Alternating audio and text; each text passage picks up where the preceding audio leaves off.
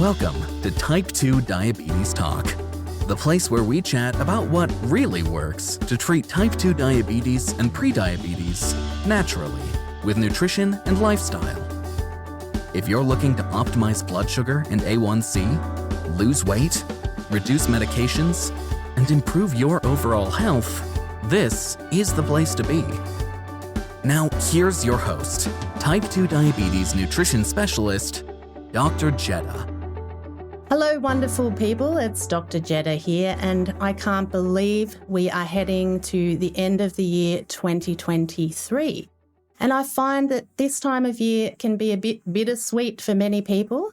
On the one hand, you've probably been enjoying time with family and friends, the celebrations and the downtimes, and feeling fantastic about all those things. But on the other hand, you might be feeling like you've overindulged, your blood sugar levels aren't as great as you'd like them to be, and perhaps you've indulged way too much for an extended period of time during the festivities, and you're feeling like you've completely fallen off the wagon and not sure how to get back on. And I also find that this time of year can be a time for reflection. We're thinking back over the year that's passed since we are just about to enter a new one.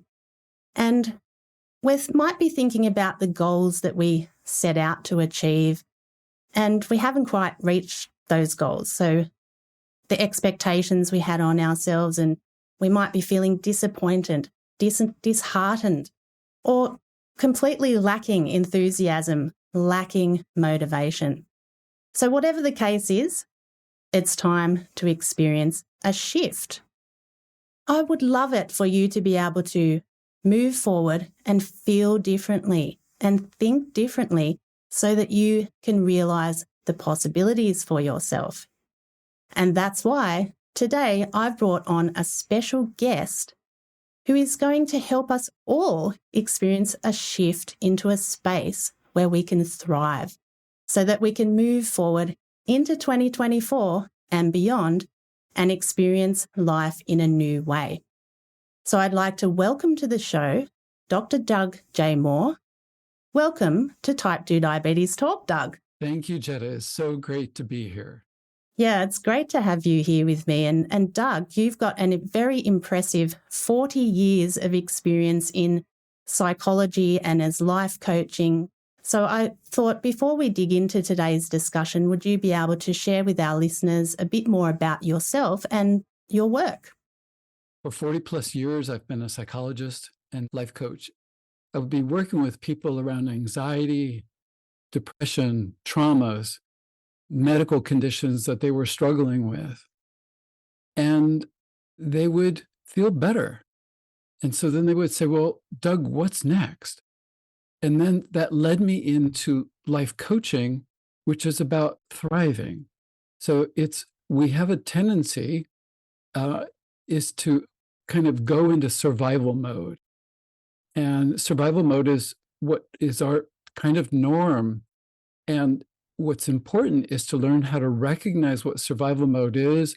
It's that resistance to what is. It's that fear that kicks in. It's that frustration, disappointment with ourselves. All of that is survival mode thinking. And it's natural. It's normal. And so what I teach people is to learn how to recognize that and then learn how to turn that around into thriving mode. And it's just been a joy to help people learn how to get out of survival and really thrive in life, even with major life complications that they might have. One can still thrive. I love this, Doug, and I love that we're going to talk about today some practical strategies that we can shift into this space of thriving. And I guess some of those things I was just talking about too in the introduction are related to that survival mode. And, I guess it's a big topic in a sense, and I'm not sure where to start, but one good place to start, I think, considering the things that tend to go on in our mind, and some of the things that I just mentioned now are that negative self-judgment, that negative self-talk that tends to be so common, I think, when we're in these situations and it seems such a limiting place to be. And I wonder, why on earth do we have this and judge ourselves so harshly? Yeah, often so harshly. I actually think it comes from our ancestors, that if we go back tens of thousands of years, our ancestors literally were in survival mode. In order to really survive, members had to question themselves. What are my skill sets? What am I good at? What am I not good at? And so I think it actually has allowed our species to get to this place for us to question ourselves and be very judgmental of ourselves. And that keeps us, though, in survival mode. So part of what I teach is thriving mode is learning how to be aware or conscious of what works for you rather than judgmental or critical of what works for you. And that's the key. It's natural for us to go into, oh, I can't believe I screwed up again today. What is wrong with me? Very common. We can all go there very easily. The trick is to learn how to, first of all, bring some compassion to yourself and recognize that each situation is an opportunity for you to learn. It's an opportunity for you to grow. It's an opportunity for you to see what works for you and what doesn't work for you. So you're saying that, for example, we've come out of the festivities. I'm thinking, I've fallen off the wagon, or I might be thinking about the year that's gone. I haven't reached my goals for what I expected. And yeah, I'm beating myself up a bit. And that's a normal and natural response, you're saying. But that's also an opportunity for us to use that in a different way. Well, and to learn how to be our own life coach. It's great to have like a sports coach saying, yay, yay, all right, way to go. You're almost there. Keep on going. So we have to learn how to be kind to ourselves. We have to learn how to be our own life coach, where we're encouraging ourselves rather than using judgment. We tend to use judgment as a way of forcing ourselves to make a change. We just want to rebel. We resist. And we're actually much more likely to eat something that we don't want to eat as a way of comforting ourselves because we've just finished pressuring ourselves. So we want to get out of that pressuring. First of all, recognize it's normal. That's why I talked about the ancestors. That's the compassion part that has to come in. Of course, I'm beating myself up, but that's not helpful. That's not going to work for me in the long run. What's going to work for me in the long run is to be aware and to be compassionate and to set reasonable goals, ones that I can achieve. Yeah, well, that's great. So we can recognize that it's a normal response and not automatically, I guess, go into that self-beating mode. And then perhaps have some reflection about the goals. And then you're saying now, talking about how we can set reasonable goals or realistic goals. So can you maybe talk about your approach to goal setting then, Doug, so we can understand that a bit more and how this might fit into the whole picture of moving from that survival to thrival? I don't know if thrival is a word, but it sounds good. Survival to thrival. I'm going to use it. I love it. Yes. Yes. Our tendency in survival mode is to have this vision about where we want to be, and we have this ideal, whether it's around how we're eating, our exercise, whatever your goal might be. There's a tendency for you to pick this ideal. And then what happens is then we measure ourselves against that ideal, and oftentimes we come up short because it's an ideal goal. The ideal is always further ahead than wherever we are. And so what the trick is to use the ideal goal more like you are a traveler headed for the horizon. You're never going to reach the horizon. but you can orient yourself towards the horizon. And when you get off track, when you start to go the opposite direction, you recognize, oh, I'm not headed towards the horizon. And you use the horizon to help orient you towards where you want to go. That's what the ideal is. And the trick is to set reasonable goals that I think that they have to be doable, really doable. And we tend to think, oh, well, if I can do it, then what's the point? Why set a goal? Well, because it's about successive approximations towards where you're headed. It's one step at a time. It's like walking on stepping stones. If you start skipping over stepping stones, you're going to fall down into the pond. You got to take it one step at a time in order to get to the other side of the pond.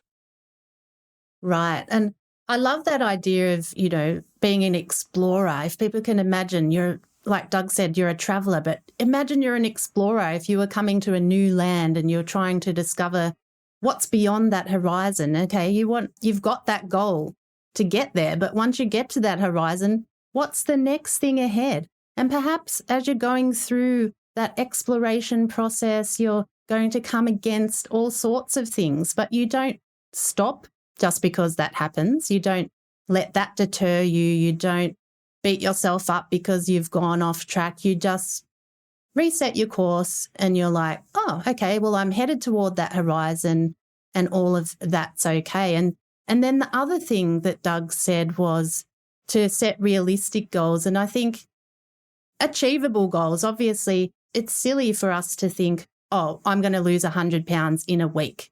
It's just not going to happen ever. So we do have to be realistic about what we can achieve. And often we do set unrealistic goals for ourselves, I think. We're aiming for too much. And that's a good thing. But maybe instead of that goal being there at the horizon that you think you've set it at, it's beyond that horizon. It's beyond that next step that you take, right, Doug? Yes. And I'm reminded of you go back to the journey analogy that when you're learning to discover a new land, you are definitely going to go down a canyon. And it's a dead-end canyon. That's not bad. You now have mapped out where the canyons are so that you now know not to go down the canyon the next time around. So each of the things that doesn't work for us is an opportunity to learn from. And so this is one of the hallmarks of thriving is in survival mode, we get caught up in look what's happening to me. Thriving is look what's happening for me. Everything is for you to learn from and to grow from. With that mindset, then you welcome things that don't work out well because now you're learning something about yourself. Rather than beating yourself up, it's like, okay, learned that lesson, tough lesson, but I got it now. And now I can be proactive in reestablishing my goals and finding the tools that I need in order to achieve those goals. I love that. So we're looking at the opportunity that the challenges bring to us and turning things around in our minds from this isn't happening to me. So if you're reflecting back on the year that's passed and you're feeling disappointed, well, doesn't matter. Use that as an opportunity to reflect more and think about how you can use that as a positive. Maybe a lot's happened too during the year, as it no doubt has for many of us. But yeah, taking all of the things that perhaps you're thinking about and thinking about them as an opportunity, like Doug said, turning them around into this is happening for me. I love that. It's just such a positive way of thinking. And are there specific practical kind of ways that we can recognize these things and snap into this mindset, Doug? Are there tools, or is this a thing that we consciously do over time, or are there, like practical strategies we can implement? Well, I'm reminded of a group I used to run called Lifestyle Weight Management, and I used to run that with a dietitian. And one of our favorite sayings is, each bite is a new beginning. People have a tendency to do all or nothing thinking. Well, I've already gone off plan this morning, so I may as well go off plan for the rest of my day. And it's like, nope. Each bite, not even each meal, but each bite is a new beginning. And it's an opportunity to practice mindfulness. So learning how to eat in a healthy way allows us to learn how to be fully present in that moment, to ground, take a deep breath, and feel your feet on the floor, and come into this present moment. So mindfulness is a really key piece that allows us to then choose, how do I want to now eat this next bite? And to really enjoy it. So with mindfulness, I find that I actually need less food because I'm enjoying the food that I am eating. In the past, I would like, okay, let's have a whole piece of cake. And it's like, I could just have a bite or two. And if I'm really savoring it, it's satisfying, it's fulfilling. And I found that I didn't need to eat as much. I could still have something, but I didn't have to do the all or nothing. So that's one tool. The other that comes to mind in that regard is your future is dependent upon this present moment.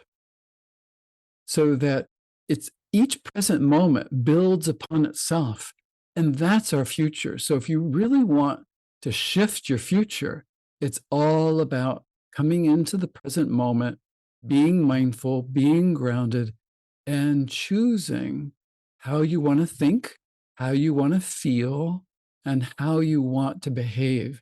That's the hallmark of thriving, is making those three choices.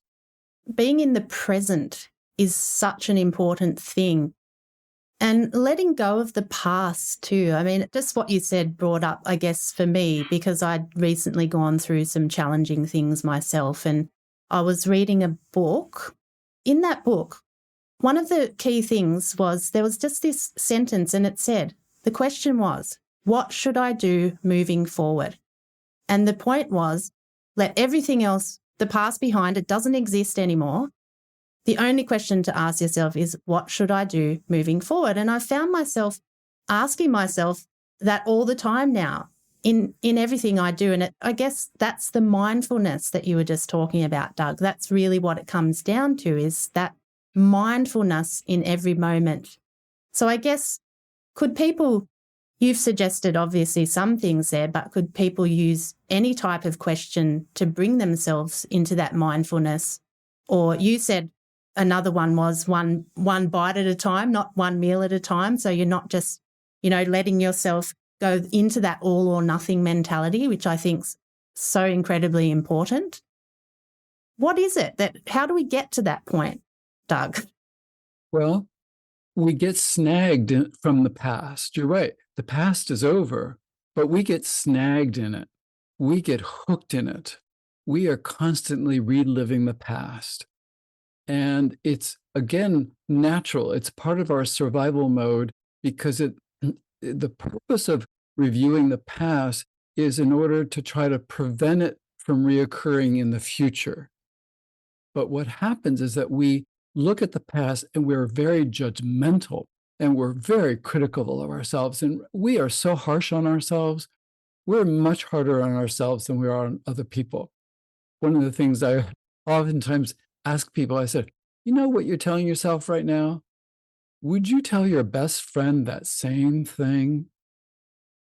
Inevitably, they say, no, of course I wouldn't. I said, well, then I want you to be your own best friend And I want you to be as kind to yourself as you would be to your best friend. So the trick is to look in the past, but again, do it from a mindful place, from a grounded, mindful place, that we're looking back not to judge, but to learn from. What worked, what didn't work, and what's my plan moving forward based on what didn't work for me. But it's accepting that we're going to fall down. When we learn how to ride a bicycle, we always fall over. Children, when they're learning how to stand, they always fall down. Any new skill, we're going to feel uncomfortable, we're going to feel awkward, and we're going to just not do very well at it.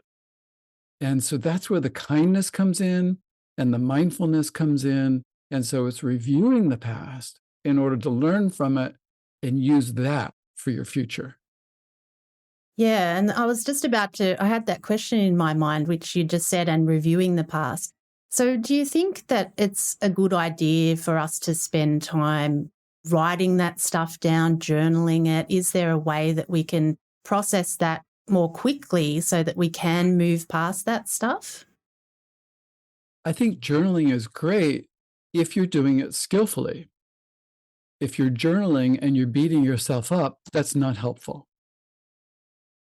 If you're journaling it and getting lost in the emotion that just occurred, that's not skillful, because then you're just perpetuating more angst, more fear, more self-doubt, more self-loathing.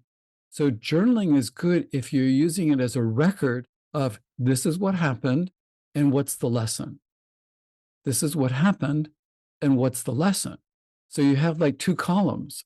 You write out what the description was, and then beside that, what's the lesson? Then I think journaling is great. Yeah, so you're not letting yourself just go into this self-loathing and self-beating mode. You're turning that around. So we can use that skill you talked about earlier where we're saying this is not happening to me, this is happening for me, and that recognizing the opportunity. So when we make those two columns and we think about, okay, this is what happened and this is the opportunity, this is the learning that's come out of it. Yes, absolutely. And so I want to go back to, I think at the core of it really is that self-beating, the negative self-talk. Doug, I think that compassion for ourselves and being kind to ourselves is so important. So I would love you to just speak more toward that as well. Well, you're raising a really good point, Jedha, and that is, how do we change? How do we change habits? I think this is something that really applies to all of us, because we get comfortable in what's familiar, even if it's not particularly healthy for us. We tend to repeat the same thing over and over again just because it's part of our habit. It's ingrained. So I think it's helpful to look at, how do we change? How do we make new habits? So learning to be compassionate is learning how to change the habit of being judgmental. So when we recognize that we've been judgmental, we've got to catch it.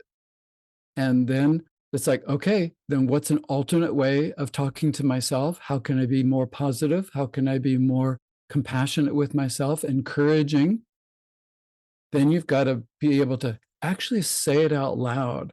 So the research is showing that the vagus nerve that runs from the brain down to the gut, which is helpful in us being calm and grounded, it's activated when we're saying things out loud. If I say, Doug, you're going to do great at this interview, actually, that is much more helpful than just thinking it inside. So saying it out loud is a helpful tool. But going back to being more compassionate, we catch it each time. We don't catch it once a month. We catch it and replace it. We catch it and replace it. We catch it and replace it. And the more we catch the old thinking of self-judgment and replace it with compassion, over time, then the self-compassion becomes more habit. It takes a while for our brain, our synapses in the brain, to wire around the new thinking. It's through repetition and positive emotion, that then we can think differently and feel differently. So that's so important. And I think it is such an important thing to think about too now coming into the new year. I want you all to think about using this new year as a different opportunity for you and thinking about some of the things that Doug and I have talked about today and taking those things and really starting to more consciously think about what you're doing. Think about what you're feeling as well. Like Doug said, these things don't just happen instantaneously. We have to practice them. We have to put them into repetition. And the more we do that, the more they become a habit, right, Doug? Yes. And I would say you're worth it. You're worth taking the time to really learn how to thrive and to do that consciously. You deserve to enjoy life. And if you don't choose that, your habit is to be judgmental, resistant, fearful, but it doesn't have to be that way. And you deserve to thrive and you deserve to feel good in life. I absolutely agree. And I say that to people all the time. You are worth it. So part of thriving is recognizing that your lovability is inherent. It's not contingent upon what you do. If you can really see your lovability as just your nature, it's inherent. And then you are filled up with that. And from that being filled up with love and compassion and joy and gratitude, that's going to sustain you in whatever changes that you want to make in life. Yes, and it's also not dependent on what other people think of you either. It comes from within yourself, right? Absolutely. Wow, so we've covered a lot of amazing things today, Doug. Self-judgment, negative self-talk, self-compassion, turning our stuff around from this is happening to me to this is happening for me, ways we can be mindful, set new goals, and journal about these things in reflection. We've actually covered quite a lot, I think. Yes, very much so. Great. Well, thank you very much to Dr. Doug J. Moore, who is a psychologist and life coach, and he's just shared so many gold nuggets that you can take away and use in your life to experience that shift into thriving for the year ahead. So I hope you'll take some of these tips and use them in your life so that 2024 can be a whole new experience for you. And just before we clock off here, Doug, can you tell people where they can find out more about you? The website that I have that has a lot of tools and courses around thriving and awakening is called thriveandawaken.com. And then my professional site about my services is dougjmoore.com. Thanks so much for joining us today on Type 2 Diabetes Talk.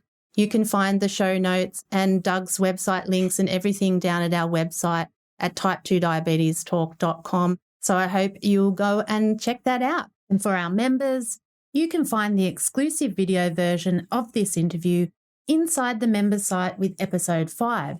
And you'll also find a range of other member perks available too. We've included a downloadable workbook alongside this show that you can use to plan out your goals for the year ahead and to effectively journal and track your progress. As I said, you can find those additional member resources inside the members site. If you're not a member yet, I'd highly encourage you to go check out our membership programs at type2diabetestalk.com/programs. So yes, thanks again, Doug, and thank you to everyone. Have a great week. Dr. Jedha, over and out. Thanks for tuning in to Type 2 Diabetes Talk. Please subscribe to the show on your favorite podcast platform. And for episode replays, episode notes, and more, visit type2diabetestalk.com. New episodes are available Tuesdays, 10 a.m. U.S. Eastern Time, or your time zone equivalent. Thanks again. We're truly grateful to be a part of your life and help make a real difference.